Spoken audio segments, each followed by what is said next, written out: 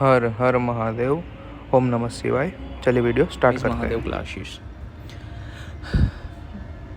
This is the first video of the BBA SEM 2 and the subject name is POM2 for the second SEM.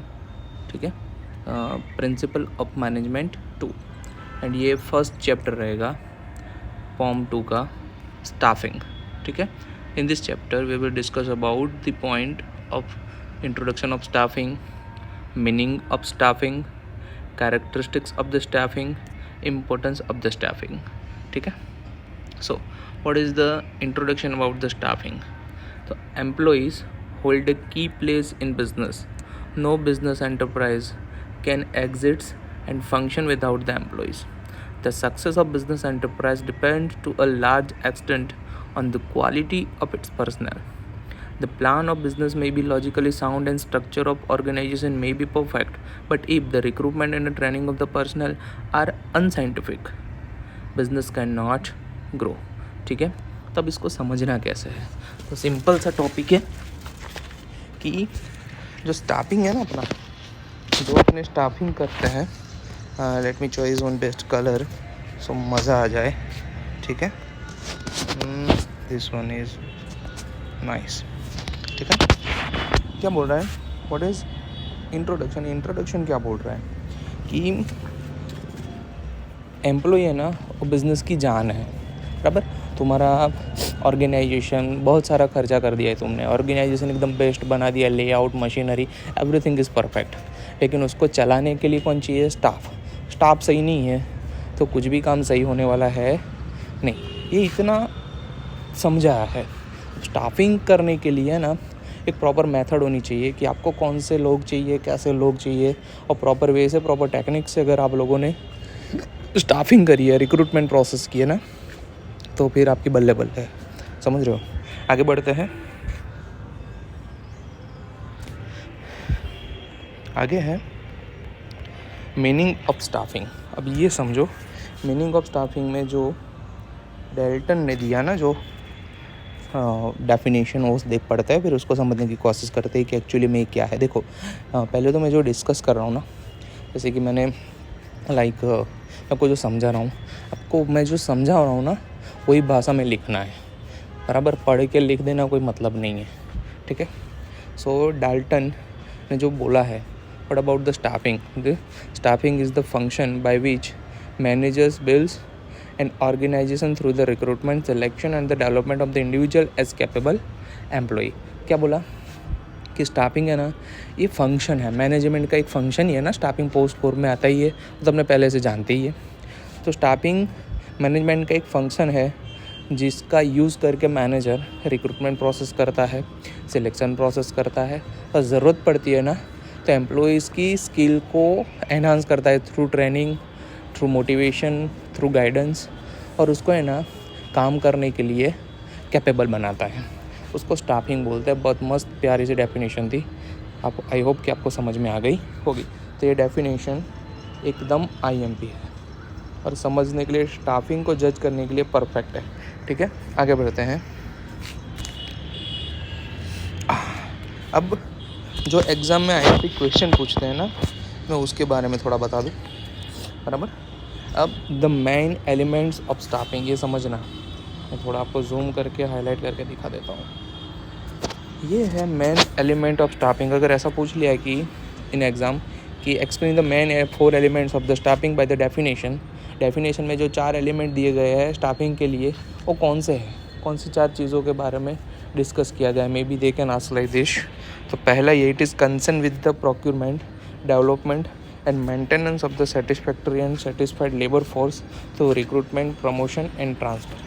जहाँ पे जिसकी ज़रूरत है वहाँ पे ट्रांसफ़र कर दो, रिक्रूटमेंट कर दो, प्रमोशन कर दो, लेकिन स्टाफ को मैनेज करके रखो। जहाँ पे जैसी ज़रूरत है वैसे स्टाफिंग चेंज करते रहो। ये पहला है। बराबर, दूसरा है the management has to plan, manage, direct and control various matters concerning labour forces. अब मैनेजमेंट को है ना प्लान करना पड़ेगा, मैनेजमेंट करना पड़ेगा, डायरेक्शन देनी पड़ेगी, कंट्रोल करना पड़ेगा अलग अलग चीज़ों में जहाँ पे लेबर फोर्स की रिक्वायरमेंट है। ठीक है, आगे चलेंगे। Staffing ought to be done keeping in view not only the interest of the employer or business unit only but those of the employees and society also. Staffing है ना ऐसी चीज़ आ गई कि ये सिर्फ है ना एक एम्प्लॉयर का या बिजनेस ओनर का इंटरेस्ट ही नहीं, उसके ऊपर ही काम नहीं करना है, बराबर। ये तो सोसाइटी और एम्प्लॉय दोनों के बीच में कड़ी के समान होना चाहिए कि अपने को जो भी करना है, जैसे भी लोग लाने हैं, जैसे भी रिक्रूट करना है या अपने को लेबर फोर्स मैनेज करना है, वो सोसाइटी के हित में हो और एम्प्लॉयज़ को भी मज़ा आना चाहिए। आगे आएगा इस बारे में तो और मज़ा आएगा, मैं समझाऊंगा। 4th, every manager in the organisation has to do staffing function. और जो भी मैनेजर है उनका सही में तो काम देखा जाए ना तो यही होता है स्टाफिंग करना, ठीक है। 4 मेजर एलिमेंट थे कि जो डेफिनेशन के अंदर अपने को देखने को मिल रहा है, जो अपने को एक्सप्लेन करने ही पड़ेंगे। आगे है कैरेक्टरिस्टिक्स ऑफ स्टाफिंग। अब कैरेक्टरिस्टिक्स की जगह पे नेचर भी पूछ सकता है, फीचर्स भी पूछ सकता है, तो इसका मतलब एक ही होता है कि कैरेक्टर, बराबर। देखते हैं इसमें क्या है। It is human relation. पहला ही है कि स्टाफिंग करना it is human relation. Its objective is to get most out of the work forces. It helps management achieve their economic goal by making most efficient utilization of the labour force. सीधी सी चीज़ है ना, management को goal achieve करने के लिए अपने को एक अच्छे से लेबर फोर्स का मैक्सिमम अच्छी तरह से यूज़ करना। अब अच्छी तरह से यूज़ करना मतलब कि अच्छी तरह से सिलेक्शन करना, ट्रांसफ़र करना, उसको ट्रेनिंग देना, उसको कैपेबल बनाना, ये सब काम है। तो ह्यूमन रिलेशनशिप ये तो होगा। तुम्हारी कोई ऐसी जो चीज़ है नहीं कि मशीन्स है तो काम हो जाएगा। मशीन चलाने के लिए या कुछ भी टेक्नोलॉजी ऑपरेट करने के लिए या कुछ भी प्लान एग्जीक्यूट करने के लिए अपने को ह्यूमन्स की ज़रूरत पड़ेगी। स्टाफिंग मतलब ह्यूमन। ओके, आगे बढ़ते हैं सेकंड पॉइंट पे, importance function of the management. पहले ही बोल दिया यही तो है, स्टाफिंग ही फंक्शन का पार्ट है। मैनेजमेंट फंक्शन है ना जो पोस्ट कोर्ब, उसका ये पार्ट ही है। तो ये तो मेन फंक्शन है, important function of the management है। अगर स्टाफिंग सही नहीं है तो प्लानिंग कौन सही से करेगा, ऑर्गेनाइजेशन सब चीज़ है। पोस्ट कोर्ब का कितना भी कंट्रोल तुम सब देख लो, पोस्ट कोर्ब के पूरे जितने भी फंक्शन है, जिसका जो भी काम है वो काम करने के लिए तो अपने को स्टाफिंग ही चाहिए ना। तो मेन फंक्शन क्या हुआ, मेन फंक्शन हुआ स्टाफिंग, इसलिए यहाँ पे लिखा है important function of the management. आगे related to other function of the management. अब स्टाफिंग है ना तो जितने भी मैनेजमेंट के फंक्शन है ना वो सबके साथ है ना एक कोऑर्डिनेशन रहेगा, और कोऑर्डिनेशन सही से रहेगा ना तो we can do a better business. तो स्टाफिंग फंक्शन तो एकदम परफेक्टली एग्जीक्यूट करा हुआ होना चाहिए। उसके अलावा तो ये बहुत दिक्कत वाली चीज़ हो जाती है। मतलब स्टाफिंग सही है तो हर चीज़ सही से हो जाएगी, वो लोग आराम से हैंडल कर लेंगे, वेल मैनेज कर लेंगे, ठीक है। आगे वेरियस टेक्निक्स। अब आपको स्टाफिंग करनी है, ये जोरदार चीज़ है। स्टाफिंग करने के लिए ना टेक्निक होती है, जॉब रोटेशन होता है, जॉब स्पेसिफिकेशन होता है, जॉब इवोल्यूशन होता है, ठीक है। तो ये देखो यहाँ पे जॉब डिस्क्रिप्शन होता है, जॉब एनालिसिस होता है। तो अपने को ये सब चीज़ को मैनेजर करेगा ये चीज़ देखने के बाद कि किसको कौन सी जॉब देनी चाहिए, जॉब एनालिसिस के बेस पे, जॉब डिस्क्रिप्शन के बेस पे, जॉब इवोल्यूशन के बेस पे, कैसे भी। आगे है नेवर एंडिंग प्रोसेस। स्टाफिंग है ना कभी भी पूरी नहीं होती। एक बार स्टाफिंग कर दिया तो तुम्हारा काम ख़त्म हो गया नहीं, फिर होगा एक्सपीरियंस बढ़ जाएगा तो उसको फिर आप प्रमोशन करोगे, कोई और डिपार्टमेंट में ज़रूरत पड़ी तो आप ट्रांसफ़र करोगे, कोई सही से काम नहीं करना है तो आप उसको डिसमिस भी करोगे, कोई ऐसा है कि जिसको और ट्रेनिंग की ज़रूरत है, उसका स्किल एनहांस करने की ज़रूरत है तो आप उसको ट्रेनिंग दोगे, गाइडेंस दोगे, ठीक है। तो ये तो कभी ना ख़त्म होने वाली चीज़ है, never ending process. Not only recruitment activity. अब ये ऐसी चीज़ नहीं है कि एक बार रिक्रूट कर लिया इंसान, बंदे को रख लिया जॉब पे, तुम्हारा काम ख़त्म हो गया, स्टाफिंग हो गई, नहीं, फिर उसमें भी कोई तकलीफ़ है, उसको आगे कुछ करवाना है, उसको और कुछ सिखवाना है, उसको और कोई काम अपने को सौंपने का है, कोई और डिपार्टमेंट में उसको भेजने का, एक बहुत सारी चीज़ होती है। तो उसके ऊपर भी ध्यान देना पड़ता है कि रिक्रूटमेंट कर लिया तो काम तुम्हारा ख़त्म यहाँ पे होता नहीं है। ये स्टाफ खुद ही एक फंक्शन है, यहाँ से ही तो सब चीज़ मेंटेन होती है।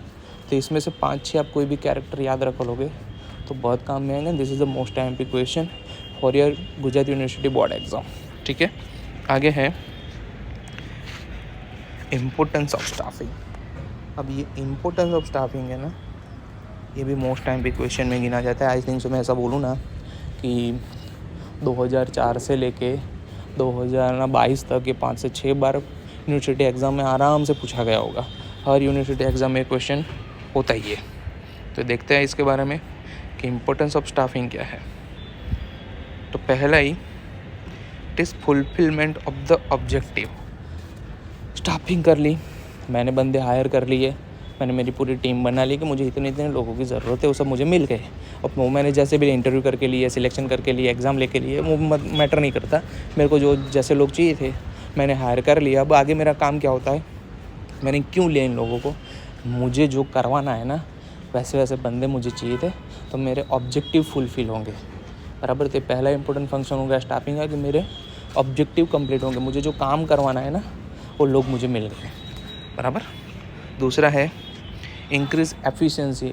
मैंने अच्छी तरह से स्टाफिंग करी है ना, तो कॉमन सेंस है मेरे लेआउट की या मेरे प्रीमाइसेस की या मेरे कंपनी की या मेरे ऑर्गेनाइजेशन की, मेरे फर्म की, मेरे फैक्ट्री की एक कैपेसिटी बढ़ जाएगी काम करने की, कि मैंने अच्छे से मैनेज करके रखा है। तो मैं मेरा प्रोडक्शन, मेरा आउटपुट बेस्ड आएगा, तो मैं ज़्यादा कमा पाऊँगा। आगे रेजेस द मोरल। मैंने ऐसे ऐसे बंदे चुन के लाया हूँ जो मुझे ज़रूरत थी, जिनको वो काम आता ही है, वो फिट बैठते हो जॉब के लिए। बराबर। तो आराम से उनका मतलब बोल सकते हैं ना कि एक मोरल कॉन्फिडेंस लेवल बढ़ जाएगा, और वो एंजॉय करेगा ना जॉब में, तो मुझे भी मज़ा आएगा, उनको भी मज़ा आएगा। आगे देखते हैं। और सीधी सी चीज़ें, जैसी ज़रूरत है वैसे लोग मैंने हायर करे हैं, तो डिसिप्लिन मेंटेन करेंगे अपने आप ही, क्योंकि उन लोगों को पता है उनका काम क्या है, उनको उनके जॉब रोल के बारे में पता है कि मुझे कौन सा काम करना है, मुझे यहाँ पे क्यों रखा गया है। तो यहाँ पे आराम से डिसिप्लिन मेंटेन हो जाएगा। ठीक है। कोडियर एम्प्लॉय रिलेशनशिप। एम्प्लॉयर मतलब कि मैं, क्योंकि मैंने जॉब पे लोगों को हायर करके रखा है, मैं उनको पगार दे रहा हूँ, सैलरी दे रहा हूँ या फिर प्रॉफिट दे रहा हूँ, तो मेरा और मेरे एम्प्लॉय का, मेरे वर्कर का, दोनों के बीच में ना एक अच्छी सी हारमोनी रहेगी, एक अच्छा सा संबंध मेंटेन होगा, तो अच्छा सा एक नेचर क्रिएट होगा, और उसका मुझे पॉजिटिव है ना आउटकम मिलेगा कि मैं जो चाहता हूँ मुझे वो लोग आउटकम निकाल के देंगे। Development of the team spirit. और ऐसे लोग हैं ना टीम में काम करेंगे, अच्छे से एक दूसरे के साथ मैनेज हो जाएंगे, और एक टीम स्पिरिट डेवलप होगी जो कहीं ना कहीं मेरी कंपनी के लिए बेनिफिशियल है। फिर है development of the employ. Staffing का काम क्या है, कोई बंदे को कुछ चीज़ की ज़रूरत है, स्किल डेवलप करनी है, ट्रेनिंग देने की है, या उसको फिर जॉब रोटेशन का काम देना है, या फिर मैं ऐसा बोलूँ कि उसको ट्रांसफ़र करना है, कुछ भी। बराबर। तो ये तो एम्प्लॉय का डेवलपमेंट ही हुआ, तो वो तो चालू ही रहेगा। Need for self esteem satisfied. कोई भी बंदा क्यों काम करेगा, जैसे कि मान लो कि मैं ही किसी की जगह पे काम कर रहा हूँ, तो मैं चाहूँगा ना कि 1 साल के बाद जब मुझे एक्सपीरियंस हो जाए तो मेरी सैलरी, मेरी पोस्ट, मेरी डेजिग्नेशन सब एक और ऊपर के लेवल पे जाए। तो अल्टीमेटली मेरी तो ज़रूरत, एज ए एम्प्लॉयर मेरी ज़रूरत सेटिस्फाइड हो रही है, तो एज ए एम्प्लॉय जहाँ पे मैं काम कर रहा हूँ, एज ए वर्कर या मैनेजमेंट डिपार्टमेंट में, एडमिन डिपार्टमेंट, वहाँ पे भी मुझे मेरी सेल्फ एस्टीम होती है, मुझे खुद की भी कुछ इमेज क्रिएट करनी है, तो भी मतलब कि दोनों तरफ से सेल्फ एस्टीम यहाँ पे सेटिस्फाइड होगी। ठीक है। Cost of production reduced. अच्छे से बंदे रखे हैं जो जानते हैं अपना काम हूबहू करना, बेखूबी से करना, कोई भी फॉल्ट के बिना करना या कम गलतियों से करना, तो यहाँ पे अपने को वेस्टेज, जो खर्चा एक्स्ट्रा होता है ना, वो कम हो जाएगा। सीधी सी चीज़ है। Raises prestige of the company. और अगर तुमने ऐसा स्टाफ बना दिया जो वेल मेंटेन है, वेल डिसिप्लिन है, वेल एजुकेटेड है, well fitted to your job है, बराबर, वेल रेप्यूटेड है, वेल डिसिप्लिन्ड है, अच्छा इन शॉर्ट अपने को चाहिए वैसा है, तो कॉमन सेंस है कि कंपनी की प्रेस्टीज बढ़ा देगा, बराबर। कंपनी मार्केट में बहुत बूम करेगी। अब इसमें से कौन से जो क्वेश्चन है जो यूनिवर्सिटी एग्ज़ाम के लिए, आपकी कॉलेज एग्ज़ाम के लिए एमपी है, तो first one, importance of staffing, meaning of staffing, elements of staffing and characteristics of the staffing. ये 4 क्वेश्चन है, हालांकि मैंने सब दे दिए। ये 4 क्वेश्चन आप कर लोगे, मैंने जो पॉइंट पढ़ाए हो, तो इसके बाहर का क्वेश्चन BBA SEM 2 में आ ही नहीं सकता। That for the sure. बराबर। मैंने दूसरा जो मैन पावर का चैप्टर है ना वो पहले डाल दिया था। आज मैं फर्स्ट चैप्टर डाल रहा हूँ। आगे पूरा पॉम 2-4 दिन में अपलोड हो जाएगा। उसके बाद सस्टेनेबल डेवलपमेंट का आपका जो 2 यूनिट वाला सब्जेक्ट वो भी अपलोड हो जाएगा। और धीरे धीरे मैं आगे काम कर रहा हूँ। नेक्स्ट ईयर BBA सेम 1 के जो मुझे पोस्ट डालने थे, वीडियोस डालने थे, वो मैं नहीं डाल पाया था। हालांकि बन के तैयार है, लेकिन कुछ पर्सनल इशू की हिसाब से नहीं डाल पाया था। वो भी मैं डाल दूँगा। तो आप please like, share and subscribe करो अगर आपको ये चैनल इन्फॉर्मेटिव लगती है, आपके लिए काम की लगती है तो। हाँ, जब यूनिवर्सिटी की एग्ज़ाम आएगी तब मैं पुराने पेपर, उसके सॉल्यूशन, उसके IMP पेपर्स, फिर सम्स होते हैं, वो सब का भी मैं डिस्कशन करूँगा और आपको गाइड भी करूँगा, और वो भी फ्री ऑफ कॉस्ट में। आपको सिर्फ इतना ही करना है, लाइक करना है, शेयर करना है, सब्सक्राइब करना है। Thank you.